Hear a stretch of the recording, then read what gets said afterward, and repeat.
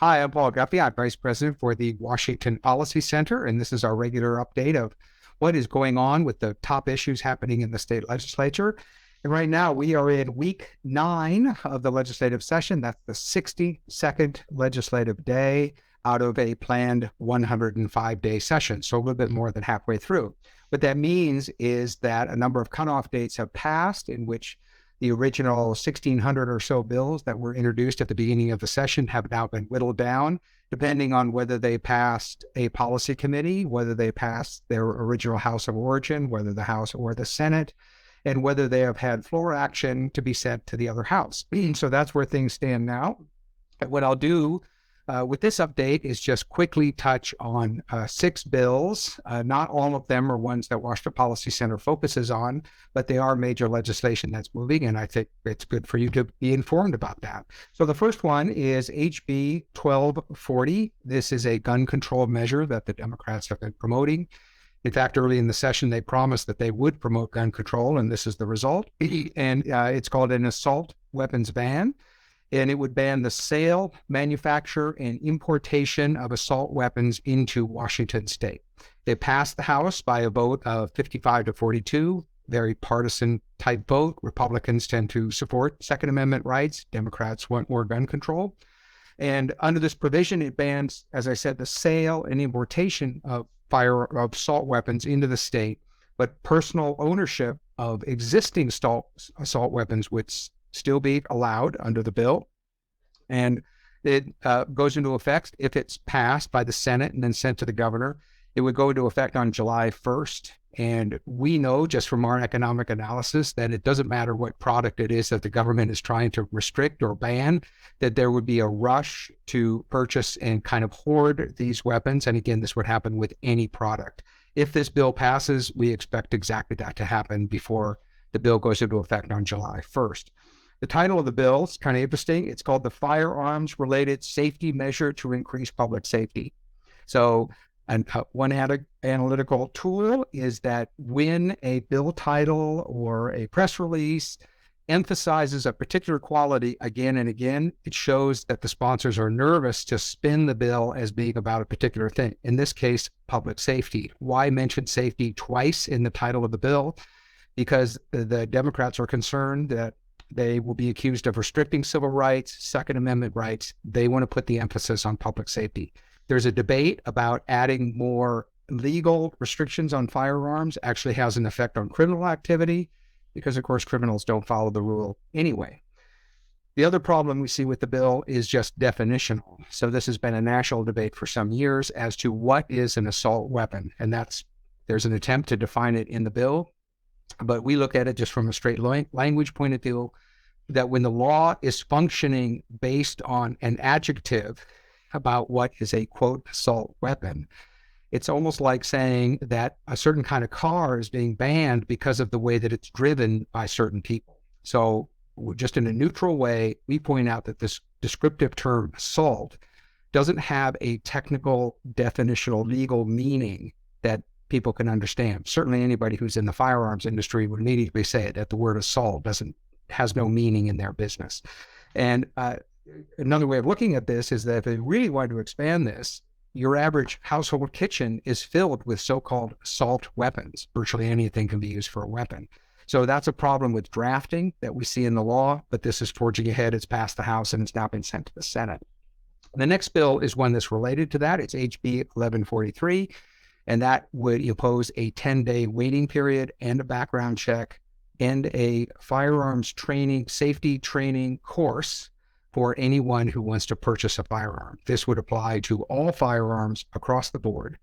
Washington State already has a waiting period. We already have a federal background check, which FFLs, Federal Firearms Licensees, do. The shop or the agent who sells you a firearm already registered with the federal government, already does an instant background check, as anybody who's purchased a firearm would tell you, already has a waiting period. So we have all of those.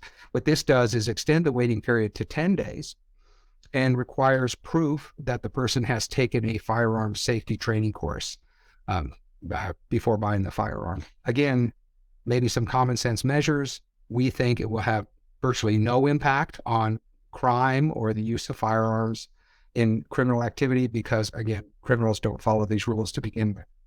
The next bill is HB 1110, about trying to promote affordable housing. It has to do with what are called accessory dwelling units. This is, think of like mother-in-law unit in your house or a small cottage in the backyard. The bill essentially would ban single-family zoning in Washington state in any community that is covered by the Growth Management Act. So that's virtually all towns and cities in the state. Doesn't matter what an existing residential neighborhood looks like. Single-family zoning would be banned. And what that would mean is that any owner would be allowed to build an ADU, accessory dwelling unit, in his backyard of a certain size, or to add a living unit inside the house, a separate apartment. This, of course, increases supply. The idea is to create more affordable housing that way. Economically, that makes sense. What it doesn't do is look at the original restrictions of the Growth Management Act that put buildable land outside the boundary.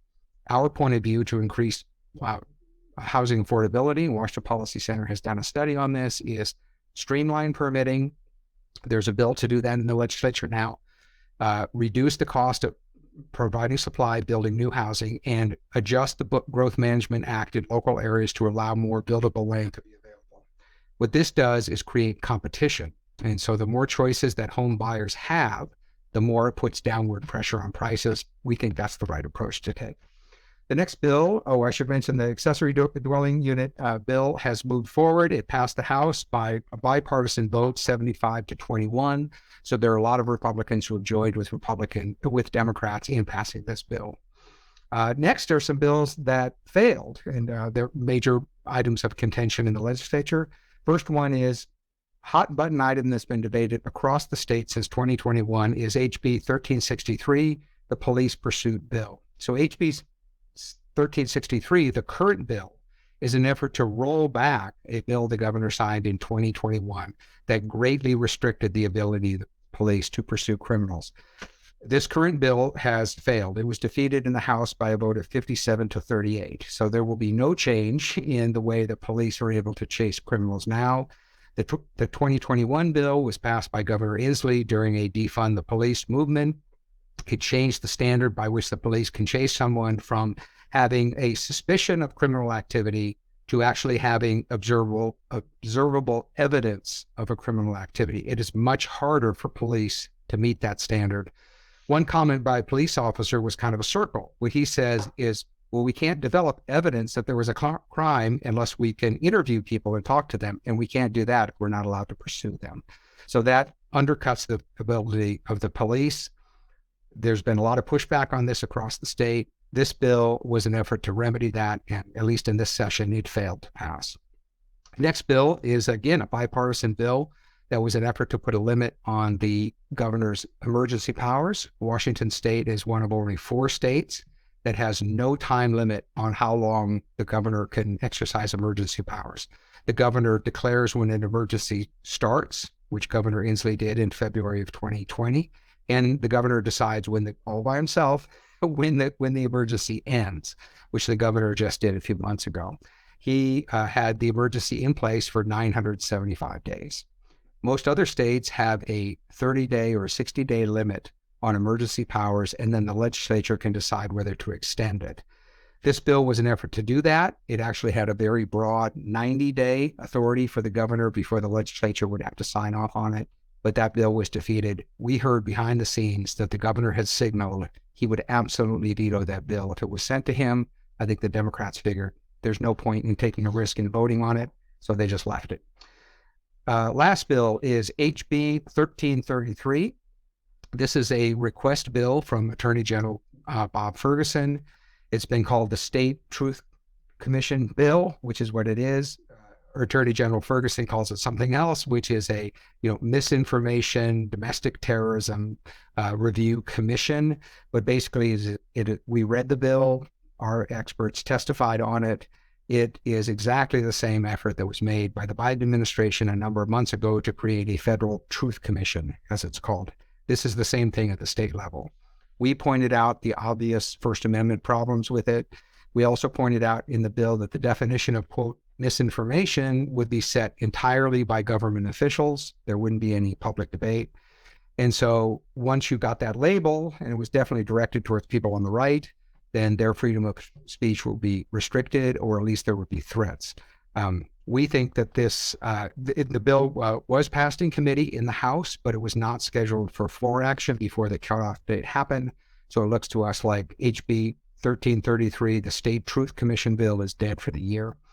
The reason this is interesting is Bob Ferguson has pretty clearly indicated that he has ambitions to run for governor in 2024.